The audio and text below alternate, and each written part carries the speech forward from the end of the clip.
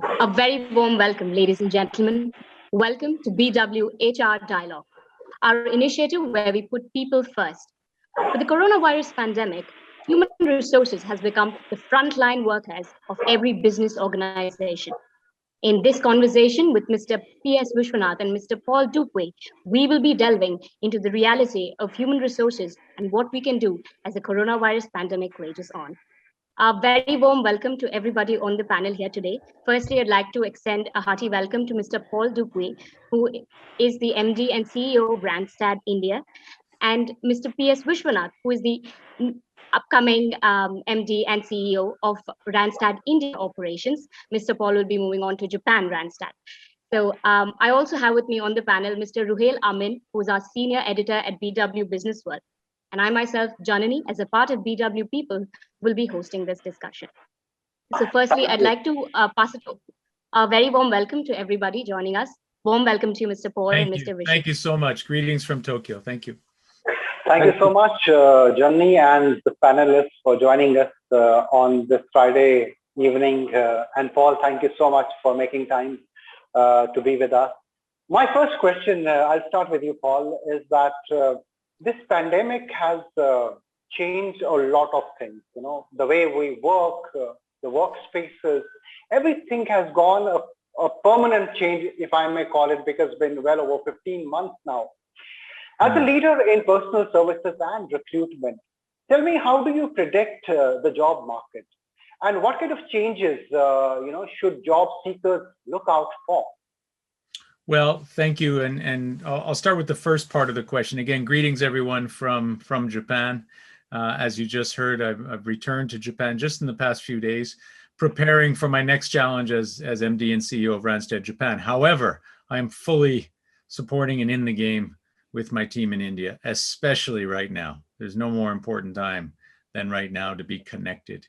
And fortunately, we have technology to do that. If you look at the past year and what we've gone through, to address the first part of your question, the paradigm has been shifted entirely when we talk about the way we work and, of course, the way we lead. The way we interact now has become largely dependent on technology. And at Randstad, we call that tech for touch. In other words, to connect with people, we use technology, but we put the touch, the human touch, at the center of everything we do. It's increasingly difficult when you're separated from your people for a long time. And I think all of us are feeling that strain and that stress, especially after more than 1 year. And in our industry, we talk about people. We create gainful employment. We help people move forward in their lives. And in the Indian context, that's a very important responsibility, especially if you talk about the informal workforce moving to the formal workforce, to, let's say, protect the unprotected, helping people upscale in terms of their careers and so on. And at the same time, helping organizations grow, which is altogether great for India, right? If we look at the future of work and we look at the skills that are required moving forward, again, there is a shift in the new world that we're heading into. I would say, the hard skills will always be required. And hard skills are the technical skills. All of us need a certain set of technical skills to do the job that we do. But beyond that come what we call the soft skills. And the soft skills are the things that we don't necessarily learn in school. And right now we're talking about agility, resilience, bounce back ability, the ability to learn quickly, and so on. So if we talk about specifics related to this, let's say, new world and new economy, certainly in India, and I'll talk about one and I'll let Vichy comment on some others. One area which I find very interesting is that as India continues to grow in terms of e-payments, that is an entire industry in and of itself. When I arrived in India 4 years ago, it was the day after demonetization. So an entirely cash-based economy was suddenly told you can't use cash. And what happened after that was remarkable. I've seen the rapid move from cash to e-payment. And e-payment is an entire industry because you have everything from the hardware to the software and the people to drive it. So e-payment will touch every part of our lives moving forward. That's just one example, and we see a lot of job creation in that area, but also requires for people to skill and upskill in that area. And Vichy, maybe you'd like to comment on that question. Yeah. Yeah, thanks, Paul. And I think the impact of COVID-19 has been relenting and life-changing. And Randstad has something called as a work monitor research. And this confirms that there is an optimism that is growing among the world's workforce. We interviewed about 27,000 workers in 34 markets. And what we hear is that they are more hopeful and anticipate greater job opportunities in the coming months. And very similar to what is in India as well. So a majority say that, obviously they miss the in-person interaction with colleagues, but I think they're one of the most assuring findings for me is that most workers following policies enacted by their employers, they want to stay with the company for a long term. So we see quite a few segments where, for example, ITES, there is a growing demand for both temporary and permanent workforce. Likewise, in the healthcare segment, it is really growing. So quite a few sectors, very optimistic and bullish and hiring in big numbers. Right. Paul, let me understand one more thing. In the last 15 months, what we have now come to realize is that different geographies have been impacted differently, in terms of the work styles and the use of workspaces. Keeping that in mind, do you think the uniformity of workspaces and work styles, would there be an interruption in that? Oh, absolutely. And you're asking me this question at a very good time, because I've taken on the challenge of Randstad globally to lead an initiative called Future Proofing the Way We Work, rethinking the purpose of the office. And this is a very fundamental question. And we've seen it in India, how many companies immediately into the crisis realized that work from remote, work from home was going to be a long-term thing that they were facing. So a lot of companies downsized their footprint, their physical office space. Some large MNCs downsized. One MNC, in fact, downsized 1 million square feet in India 2 or 3 months into the crisis. And we saw many follow, and that's a common reaction. What we've done at Randstad is to take a different viewpoint and say offices will remain an important part of who we are as companies. We believe organizations will need an office. However, we're moving to a new world, work from remote, work from anywhere. So the purpose of the office changes now. So I think probably most people watching this right now grew up in a world, where probably you too, where we reported to an office to work. We actually showed up in an office to a desk that maybe was assigned to us. And we did work there. But I really believe moving forward, the office will no longer be a place where we report to do work. Instead, it's a place where we collaborate, innovate, and celebrate. And that completely changes the perspective of an office and the functionality of the office and so on, the footprint, the layout, everything from A to Z. So what we're seeing is a lot of companies are completely rethinking not the need for an office, but the purpose of an office. And that has huge implications. That's already started.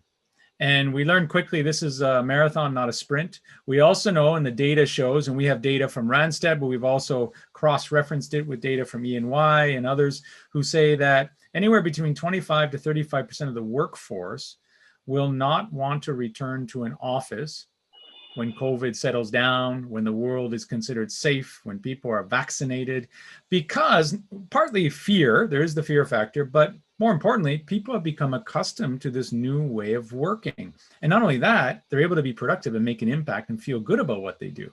So this is where companies need to offer that choice.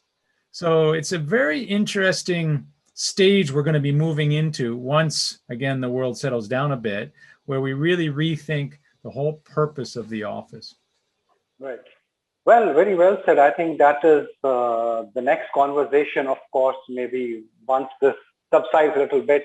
Before I come to Janni with her set of questions, I want to quickly go to Mr. Viswanath with your, in the Indian context, work from home has taken a certain acceptance, but do you think people in our context, in the Indian context, still want to go to offices? And after the second wave of pandemic, do you think they would actually want to go, and they would think about going back to offices? I think a few years ago, all HR policies had a leave policy, and work from home was actually kind of a privilege, so you got to apply for it, and that's how policies were run.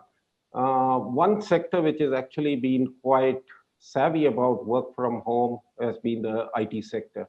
And you have seen that over the last several years, even before the pandemic. Interestingly, we have a survey called Randstad in Touch, where we actually monitor or pulse our employees on a regular basis. And around June, July last year, when we did this survey, there were a lot of employees who said, when our office is going to open? So they were actually tired of the 3 months of working from home. So they were actually looking at, okay, we are missing office. But if you look at recent surveys, which we did in the past few months, a lot of people find work from home becoming, more acceptable. So they find themselves more productive. They save a lot of commute time. So that's actually very, very motivating, and not just in IT, but now in almost all the services, even for people who are in sales. I mean, they are more than comfortable doing more meetings with clients or technology too, right? So I think it's becoming quite a norm in India as well. Right. Jenny, over to you you had your set of questions there. So my question is really about this paradoxical nature, this decision-making nature that leaders have the responsibility of.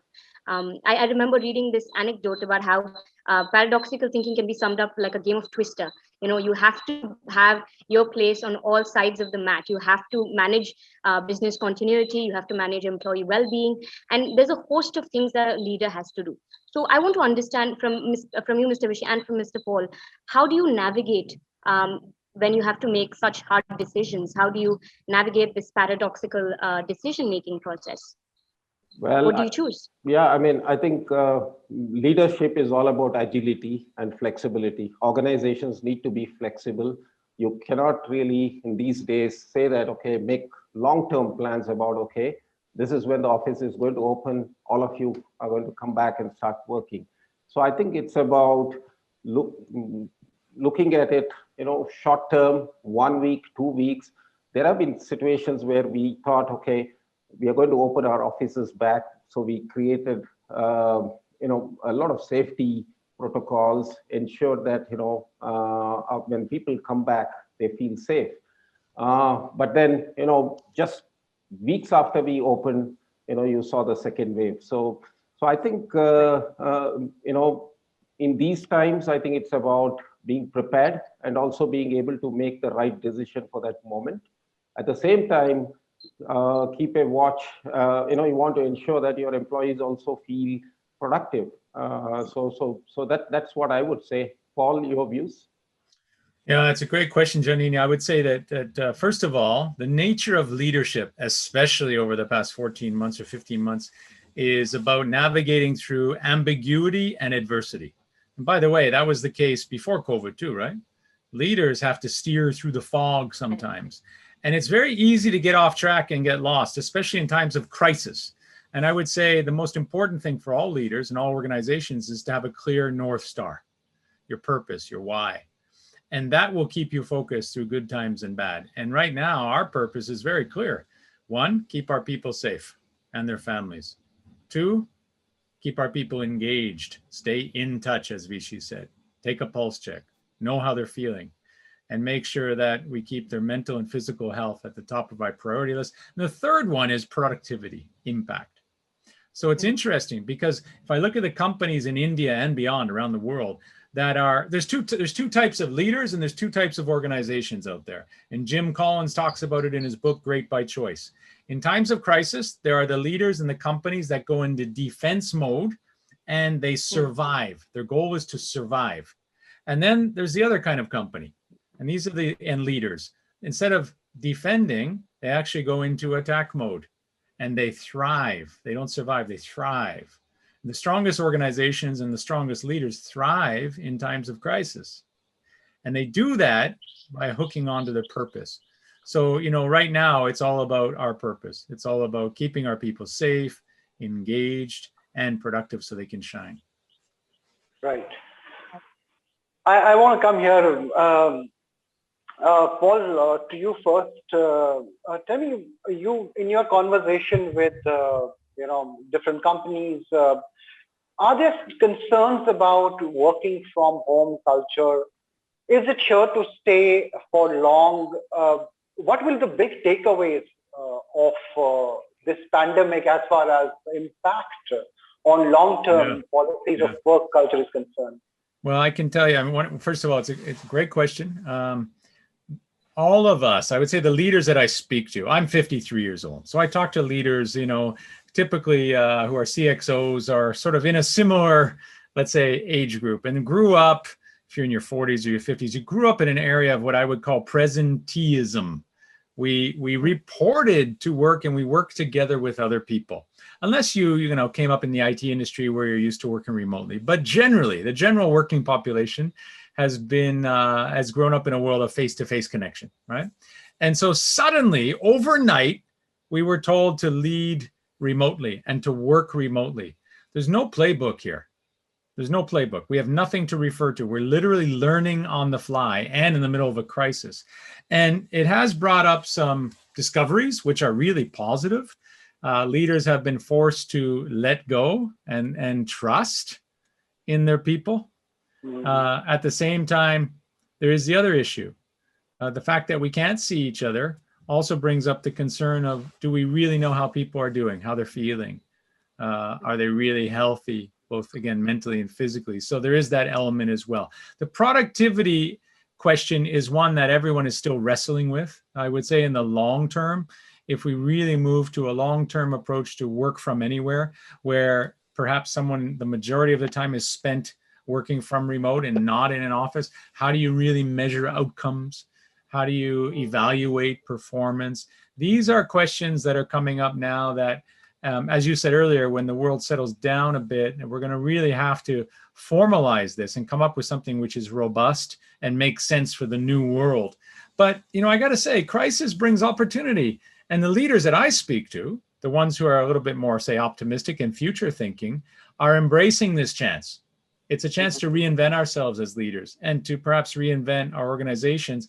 And there are a lot of companies as well that, until, let's say, in India a few weeks ago, when this next, second wave came, a lot of companies that were setting new best ever benchmarks, new records, and all of this being done in a work from remote environment.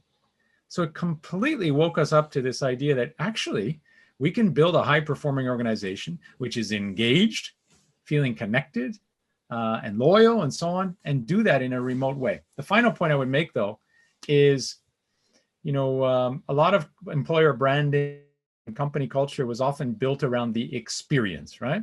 So at Randstad, we hired a lot of freshers. We brought them in as management trainees. They've come in, they've onboarded, and now they're in the game. We've never met them face to face.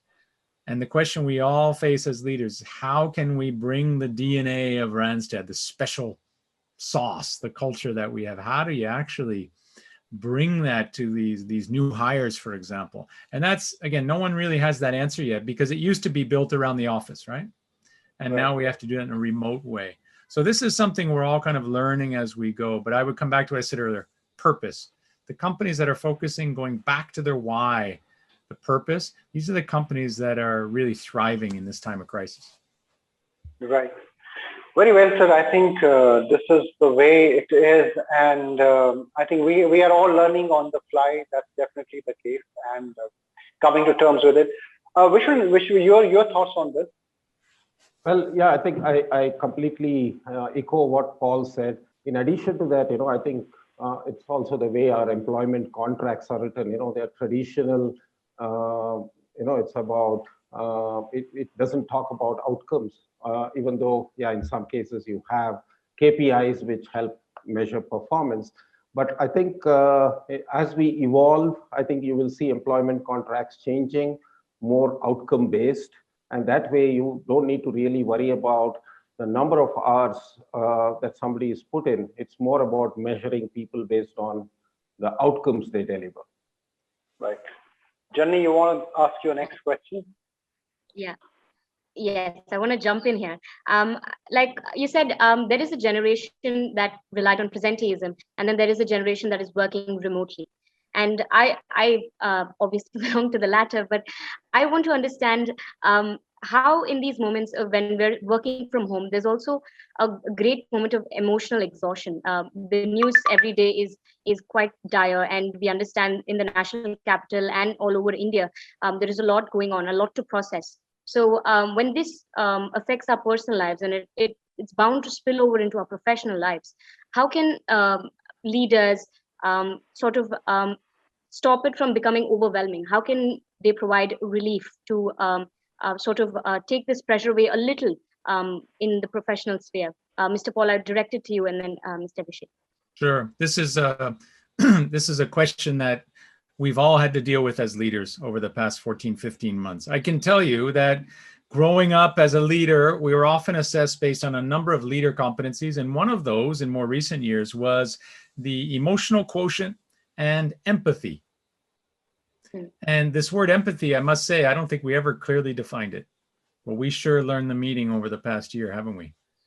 And by the way, when you look in the dictionary, empathy is a very interesting word. It's actually about a reactive response to someone who is in a situation. And typically it's a situation where someone's struggling. So, you feel for the person. But then another thing we discovered, empathy is not enough. The next stage is compassion.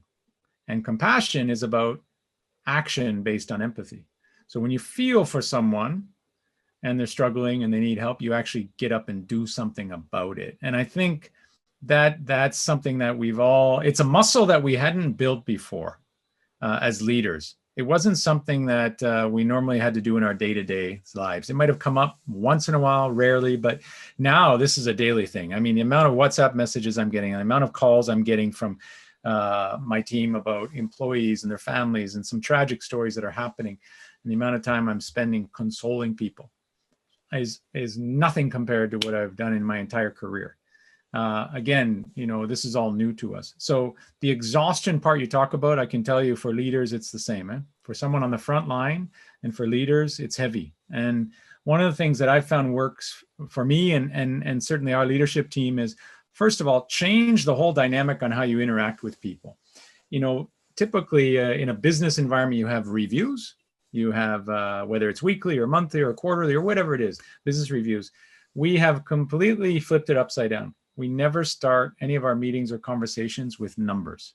There's no discussion on outputs. We don't talk about outcomes. All of our meetings now begin, every single meeting, including our CFO who leads meetings and should be focused on numbers. Even the CFO in the finance community starts the meeting talking about people. We ask how everyone's doing. We talk about the good stuff in our lives. Then eventually we get to the outcomes. Because let's face it, outcomes are a result of people who are engaged, who are safe, who are feeling good, who are healthy, who can then perform. And if you don't get that part right, the outcomes won't follow. So changing the conversation is one way. I think the other thing is, I'm sure you see it yourself, Janini, you got to turn this thing off and walk away sometimes, right? You just got to get away from it. And a lot of us defaulted to being very, very busy. We packed our calendars as soon as we went to work from remote. It was back-to-back, nonstop meetings, no time to breathe, literally, no time to eat, and so on. That's not healthy. So what we've all learned now is there's a healthy cadence, there's a healthy balance between on and then standing up, walking out the door and being off and being in the moment. So, and so we're doing things at Randstad, like, for example, clean your calendar completely, clear your calendar. We're having Fridays where there are no meeting days, those kinds of things, a lot of engagement activities. We launched a radio station, our own radio station, Randstad Radio. We bring in people from all over the company to be guest DJs and so on. So we're doing a lot of fun engagement activities. But again, I'll go back to what I said earlier. Stop talking about outcomes first. Put outcomes at the back. Let's talk about people first. The moment you do that, I think we've seen the impact, and in our engagement surveys that we do them weekly as well and bi-weekly, and we're seeing a huge positive response that we really are walking the talk on putting our people at the center. So to all the leaders out there watching, I would highly recommend that you stop opening meetings with outcomes. Save the outcomes for the end. Start meetings with people. And just to add to what Paul said, as a CFO, you usually look at metrics like, okay, what's the revenue growth, what's profitability, what is the return on investment. Now, one thing which I have picked up and add to my armory over the last 12 months is something called as return on compassion, right? So Paul spoke about empathy and compassion. So you see a lot of people who need help, and when that help is received in the right way, I mean, the return or the joy or the happiness that you feel is unmeasurable. So that's something which I have picked up in the last 12 months. Yeah, I think it's been fun. We have carnivals, we have contests. So I think that's one way of diverting you from just the mundane work that you're doing towards things that excite you and bring joy. Right. So we have another, say, 15 to 20 minutes, and I will have two questions. I will start with you, Rishi, since you're here. Taking charge during this pandemic and the second wave, of course, which India is going through, and you have seen the scenes. In this context, what are your top priorities going to be, as far as your new role is concerned? First and foremost, I think we are in this pandemic. So health and well-being of our people, our core employees, our contract employees, their families, I think that continues to be the number one priority, right? So, and I always believe that, if employees' wellness is addressed, they are more productive, right? So that's one. Second is we are in a service business. So our clients need us. So we need to be available for them. And we need to be able to execute well. So focus on execution is going to be, again, a priority. We are performing today. We need to also be able to perform tomorrow, right? So it's also about anticipating what is needed and making those decisions to be future ready right now. So I think these would continue to be the focus area immediately. And of course, employees' health and well-being is something which is going to be on top of agenda for all companies for the next years to come. Absolutely. And Paul, tell me, what learnings will you be taking from your experiences in Randstad, India, as you head another, you're in a different geography now? Well, I think that's an entirely that's a 1 hour session right there, at least. I could talk for more than probably an hour, but what an amazing experience I've had in India. A tough way to end it, by the way, considering the sheer joy and learnings and impact that we've been able to make together at Randstad India, bringing Randstad India from the shadows into the spotlight and the leading staffing and recruiting company in India now. And within the Randstad group globally, also one of the leading top 3 performers within the entire group.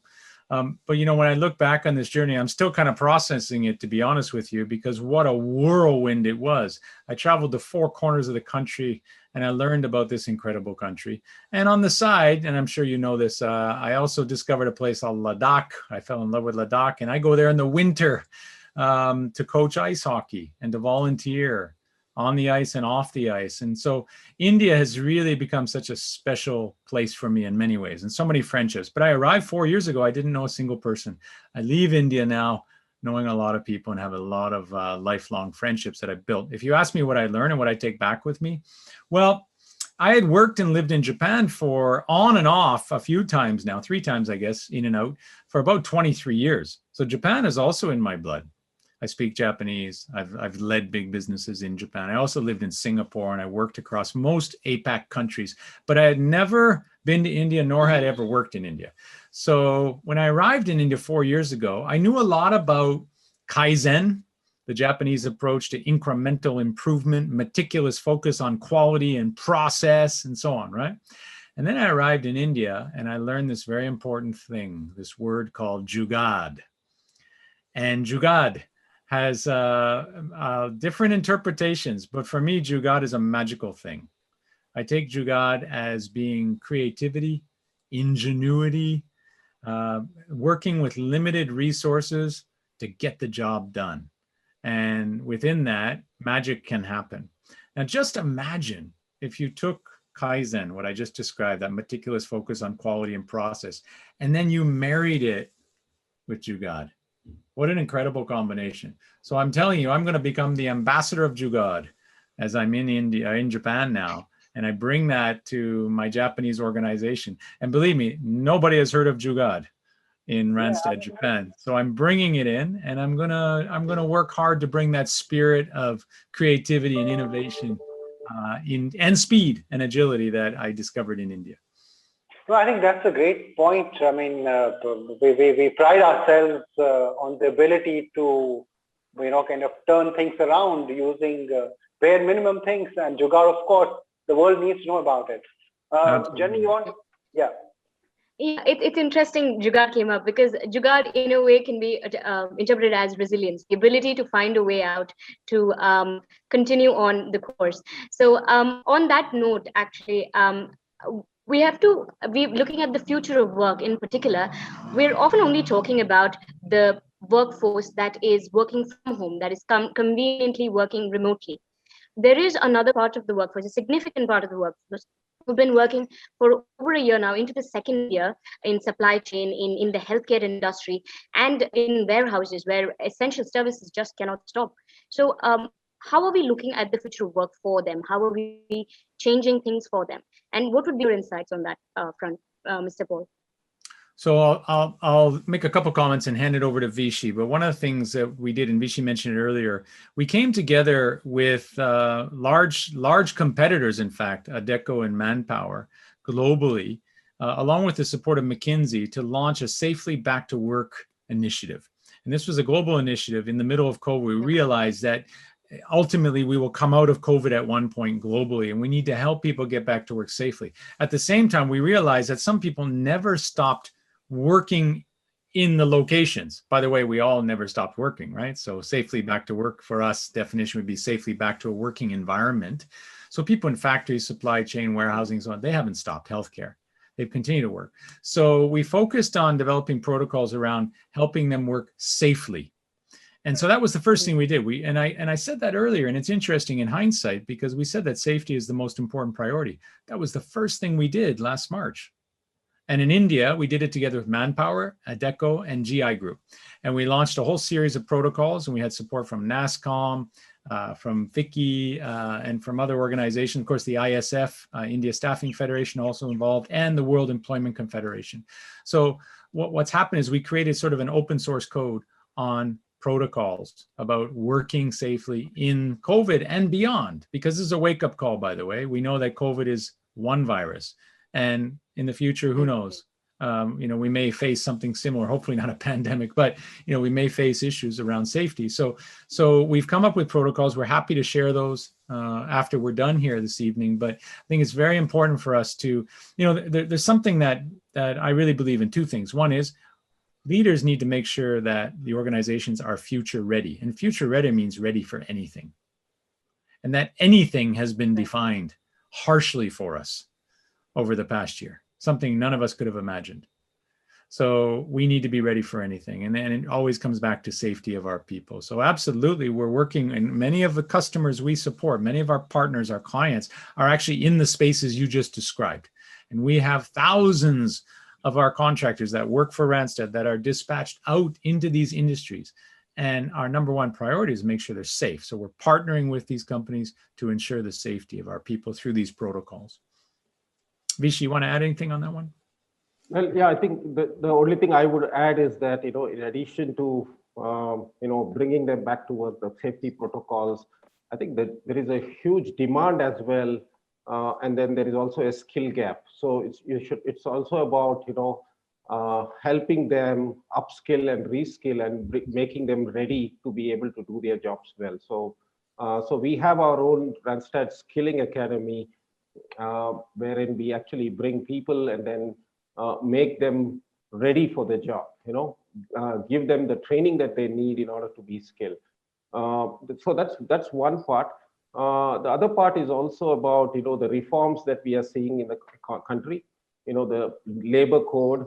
One of the things that was a concern for this group is also about the lack of social security measures, right? So with the new labor code, I think it will be also more fair to these employees because they become part of the social security network. So that will also help in terms of regulating the employment. I am coming to my last question to both of you, starting with you, Viswanath. If we talk about HR trends, from here on, in your view, what kind of trends will dominate work space, say in this year and the next one? So, yeah, I think, given the health crisis, priority across all the organizations will be investing heavily in health and well-being initiatives. So we had in Randstad launched initiatives like Your Dost, which is more to help our employees address their mental well-being, right? And then I think it's also about the softer things like, healthcare facility, the insurance, and then, also about mindfulness initiatives. So these are some things which will go a long way in ensuring that, your workforce is healthy, and a healthy workforce is always going to be a productive workforce. Organizations are also, Paul talked about the purpose. So I think that purpose will gain a better advantage compared to those who just want to only build their message around execution and short-term gains. So in a hybrid environment, purpose will have a greater pull. And then there is also, you need new skills because, every company is trying to digitize, automate. So you need unique skills, people with that relevant experience to also be hired and being retained. So that's going to be a continuing focus for HR teams. So the way I see a shift is, the routine processes like compensation, etc. You'll see a lot more digitization, and HR would become more like frontline leaders partnering with the senior management, to ensure that the organization goals are achieved. Very well said. Paul, your thoughts? Well, I have a couple thoughts. One is on technology. I can tell you, let's see, last March 16th, when we decided to work completely from remote, within 48 hours, we had completely ensured that all of our people across the country had the technology they needed to work from remote. In 48 hours, we went from an in-person operation to being completely remote and enabled with technology. That's incredible. The speed, talk about Jugad. The other thing is, I remember the very first time I used Zoom, an absolute newbie. And I remember it was March 17th. I used Zoom for the very first time, maybe a little bit later than some, but anyway, I used it. I had no idea what I was doing. If you ask me today, I think I'm a Zoom Jedi master. I've become very, very proficient at using Zoom. We've all been forced to learn, right? And for me, Zoom is not just a funky tool. Zoom is a way to connect with people. I see tech as being the tool for touch. And as a leader, I need to be in touch with every single member of my organization. So I leverage technology to do that. I think that's one key element moving forward. Technology can also be a distraction. We need to be careful. When you start to look at technology as a way to replace touch, then I think, it's a slippery slope. So that's one element. Again, moving forward, it's clear, as Vichy said, there are a number of skills, and we see what the new economy skills will be. And there are always, jobs that exist today won't exist tomorrow. We hear that. That's been the case since the beginning of time, right? There are always turning points in technology and innovation that then lead to new opportunities, but then eliminate jobs. What we see is that net there will be job creation. The good news is the World Bank also agrees. The World Bank says India is going to be the fastest growing economy, rivaling China once we get through COVID. The question is, when does that happen, right? So all the ingredients are there, but we need to get through this second wave first. So, I'm obviously very bullish about India. One more thing I will say just to finish up, Staffing Industry Analysts, which is the authority on staffing and recruiting globally, it's the think tank, they do the analysis. They have just released a report that said the most attractive growth market in staffing and recruiting in the world will be India in the next medium to long term. So the next 5 to 10 years, India is considered the fastest growth and most attractive market for this industry. So, a lot of opportunities, but a lot of challenges in the way as well. And I think, again, leaders really also need to be future ready, and that requires effort. Absolutely. I think it will also depend a lot on how the second wave, where it leaves us, a lot on that. We have 5 minutes left, and Janni, over to you. Yeah. So I would like to take up on the thread of how we have to be technology first, and the pandemic really didn't give us an option that way. We were pushed into digitization and automation. So my question really is about, now that we see this technology emerging as one tool, there's also data science on the other hand. Data has been around for a long time. Data is the new oil. But now, in context of living remotely, it becomes all the more important because we cannot interact face-to-face anymore. So when we're looking at data now, we have a lot of data, and we've definitely improved how we get our data. But we don't really see it being used for actionable insights as much. So what would you say is the need of VR? We lack the training to incorporate what the data teaches us, or is there perhaps a certain reluctance to sort of adopt data headfirst and go with the people connection? So Mr. Vishy, I think I'd like to point this to you, and then we can have Mr. Paul's thoughts on it. Okay, so Janni, because of my role in finance, I think I deal with a lot of data, right? And I must tell you that, it is evolving. In my earlier days, when you build an ERP system, it was like a 3-year-old project, so you put in a team, and then there is an implementation plan, and then the project runs, and then you do UAT. So it's a long term. But today, I think you have a lot of analytical tools that are available in the market, which you can deploy in days' time, or maybe weeks' time. So it's, I think the thing is about picking that right analytical tool that's relevant to you. And it's also not about, making huge investments. These come with relatively lower costs. So it's also about, the utility value of the tool and how quickly you can derive the return from that investment. So I think we have and again, things like Google Sheets, etc. I think now people start using that as collaborative tools. So there are also tools which make your processes very efficient, multiple teams collaborating, and then you get the desired output. So I think it's about picking and choosing what is most needed and relevant, and that's the decision making that's important. And Mr. Paul, how do you think we should nitpick this? What should leaders look out for when you have a lot of data chunks? So how should we get these actionable insights? Data alone is useless. But data, when used, as you said very well, to make extrapolations and to then make conclusions and decisions is a treasure. So it's really interesting that we spent a lot of time, as you said, gathering data, and we have a lot of data. And in India, by the way, everything is multiplied times 10 or 100 or even 1,000, depending on what you're talking about, right? Because of the sheer volume in the population. But I would say that, the term big data, we suddenly stopped hearing that. I think people gave up on this idea of big data because all data now has become big. Endless sheets and addendums and so on. So here's my simple take on this. And I lead a very complex business, and as Vishy said, we have a lot of data.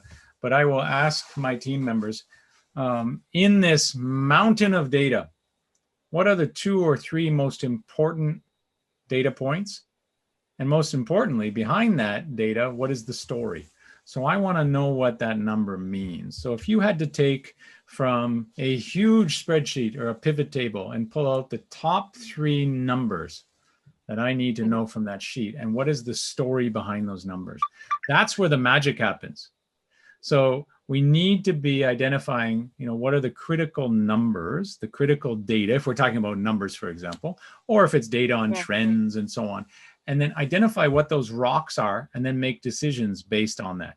And any leader, any exceptional leader that I've observed, and I wrote a book about leadership on this particular topic, what I found, which was really interesting, all of the exceptional leaders that I spoke to across business, across sports, science, arts, and so on, all arenas, have said that when they make decisions, nobody makes a decision purely on data. Data is one piece of the decision-making process. So the process goes like this. You gather data or facts. You gather objective information. And again, that's typically would be data, right? Objective sources. Then secondly, you move to subjective. You ask for opinions about that data, because sometimes there's different perspectives on the exact same data. Then thirdly, the decision-making moment comes. And leaders will tell you that they take the data, they combine it with the opinions, and then they make a decision based on experience. Right. That's the magical formula. So I think data plays a very important role, and you said it really well. We need to be using data and leveraging data to make insights, observations, and conclusions to then make decisions. I think we, of course, I think 45 minutes is less time for this discussion, but still, thank you. We have touched upon various facets of this conversation, right from the impact on workspaces, work styles, geographies, tech. And of course, we can go on with this, but thank you so much for joining us today on this special webinar. And thank you, Paul and Vishy and Janni for taking out time. And I'm sure the viewers who are watching us have questions. I'm sure we will be able to send it across as well. Thank you once again, and hope to see you soon. Thank you. And just a final message to everyone in India. While I'm not there physically now with you, I was until just a few days ago. My heart is with you. I send you prayers and positive thoughts, and we are cheering for you. And we will get through this, and we look forward to the good days ahead. Thank you. I think that's the sentiment we all have to keep. And thanks once again. Thank you very much. Again, we all know this too shall pass. So let's stay safe, stay healthy, and thanks, Business World team.